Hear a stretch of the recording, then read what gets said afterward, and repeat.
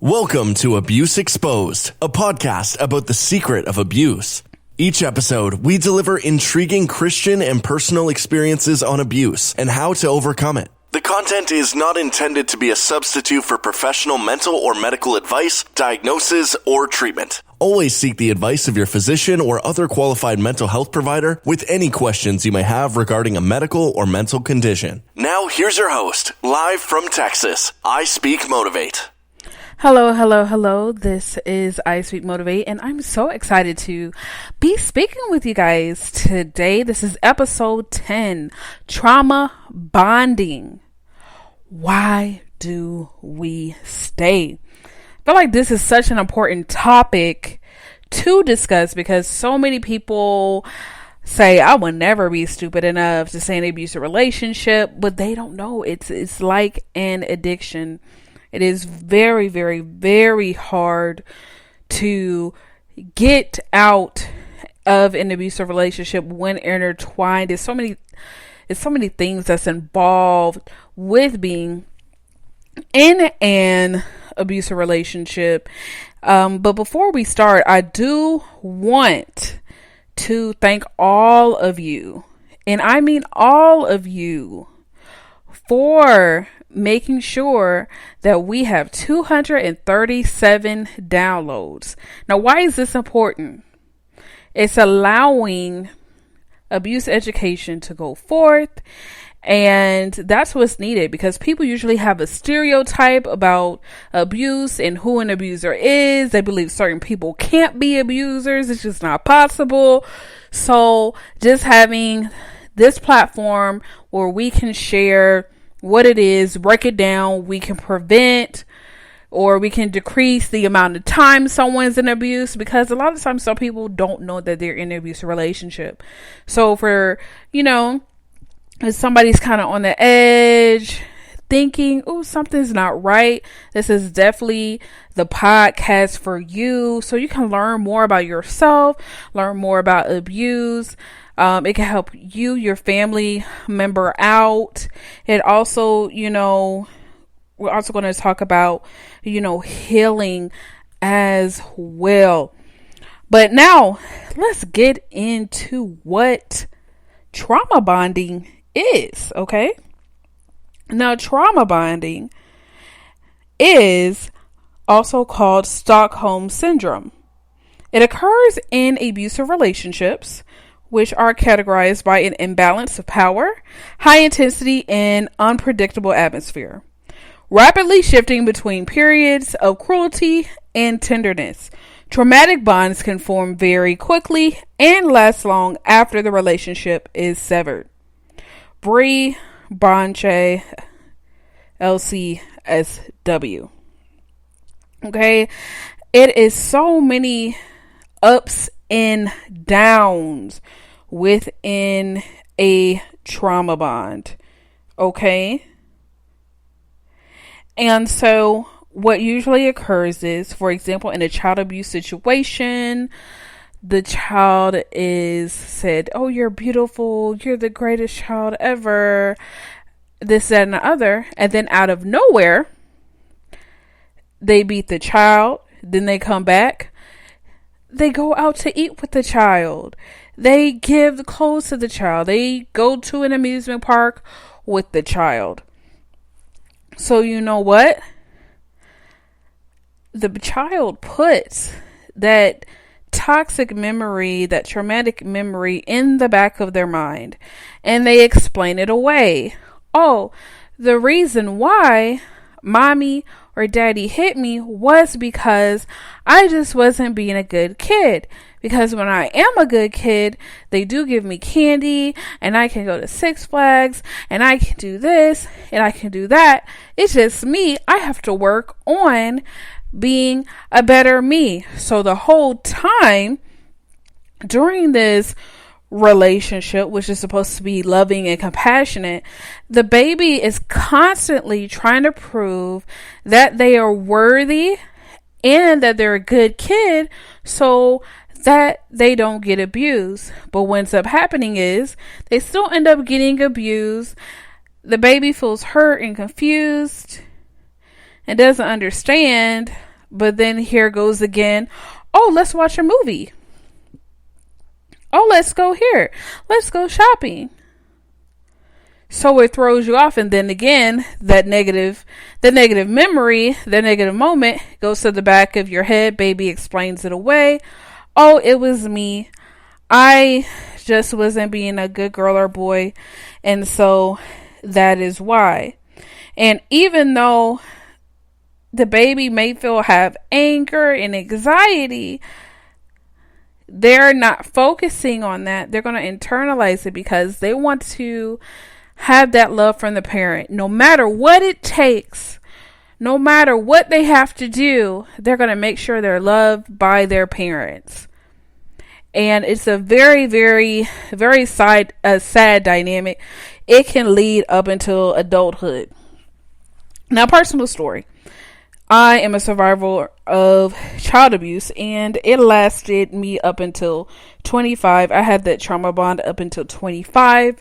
I felt as if I couldn't leave my parents because I'm like, oh, they had traumatic backgrounds. This is why they're abusive. They just don't understand, and I can help them. Maybe finally they'll go to therapy, and then we could be a big happy family. And this is me thinking like this at 25. I'm like, oh, maybe like the good moments we have, maybe we can have those all the time. Maybe they'll stop. Because that bond is so addicting, because you want that love, and especially from a parent. That's where there's so many people that some people even last in this toxic abusive relationship with their parents up until the age of 60 and 70, because again, that's their foundation, and they want that love. And it is so very hard to leave an abusive relationship that's especially with your parents, because you don't want to believe that it's abusive. You don't want to believe that your parents don't love you. You don't. You do not at all. So usually when traumatic experiences happen, it'll throw you into a survival mode, into the fight, flight, or freeze. And in this case, usually it is the freeze response that's triggered. And so your cortisol will get high, which will make you feel dissociated and unable to think as clear as you would have been thinking. Okay? And so then you'll be working from survival instincts, not logically. So you'll look for what is good in the abuser and gloss over the horror. So they'll hit you in the face. Oh, I shouldn't have said it in that manner. People do say I have a smart mouth, and I shouldn't have did anything like that. Or they punched me in the eye, or I shouldn't have looked at them that way. That was, I shouldn't have moved my eye that way. I know they don't like that.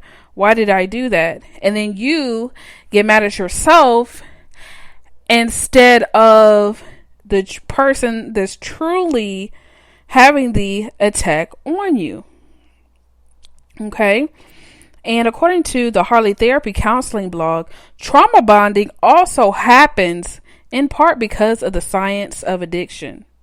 The brain is wired to repeat activities that cause a feeling of reward. And when we are suffering horribly, something small like a moment of kindness could seem such a reward. We even experience a dopamine pit, which would also encourage us to be addicted to the abuser. If you try to leave a partner you are trauma bonded with, you might feel exhausted and even sick, just like someone coming off a drug. You tell yourself you need to see them one more time, and just like that, you are back in the relationship hooked again. And you know what? This is so true. When I was in my domestic violence relationship and I broke up with him, when I found out that he was cheating on me, I still even though like cheating is like my non-negotiable, like my deal breaker, I still wanted his love. I still wanted to be with him. And when I broke up with him, when I tell you I had horrible migraines, I felt like death. I felt like nothing. I felt like a zombie. It was crazy, and it was hard for me to really detach myself from him, regardless of all the pain and abuse that was caused in a relationship. And it was nothing but the Lord that when I broke up with him, because we broke up so many times, I broke up with him so many times, but he would cry every time, and I would feel guilty as if he was the victim and I was doing something horrible to him. So I would always take him back.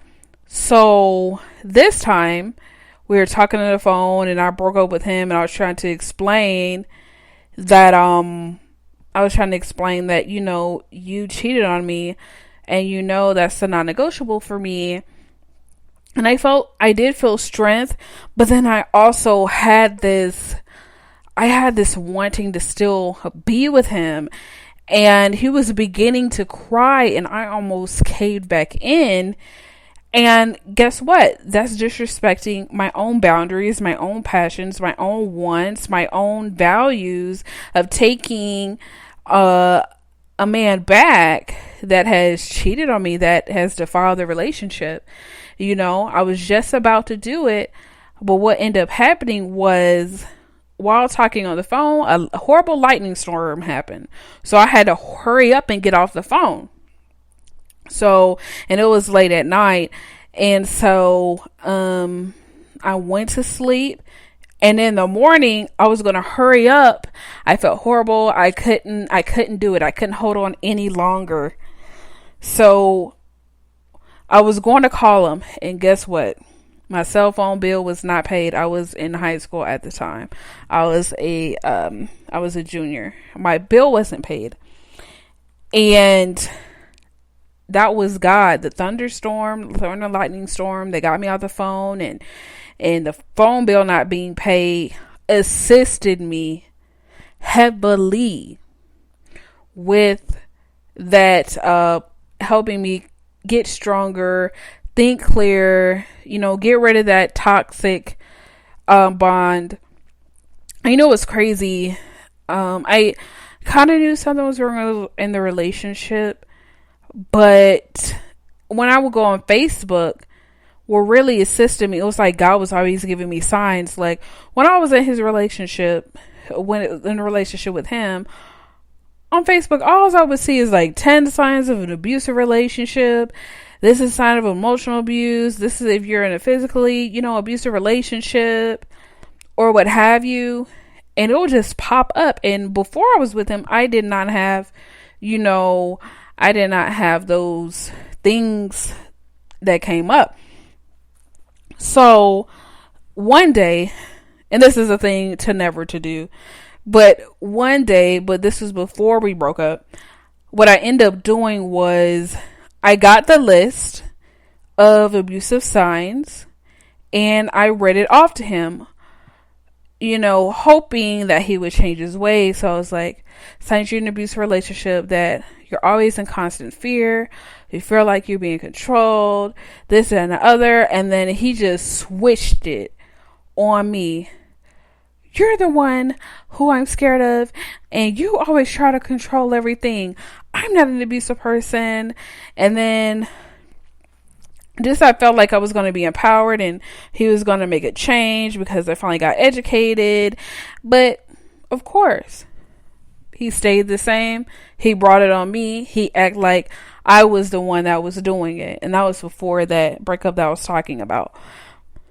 Because it's definitely hard to leave them. It's definitely like an addiction.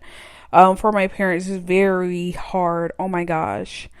Like caving. I went no contact about 2 years ago. And I caved one time, because what happens is when you let go of the relationship and you break up, what people don't let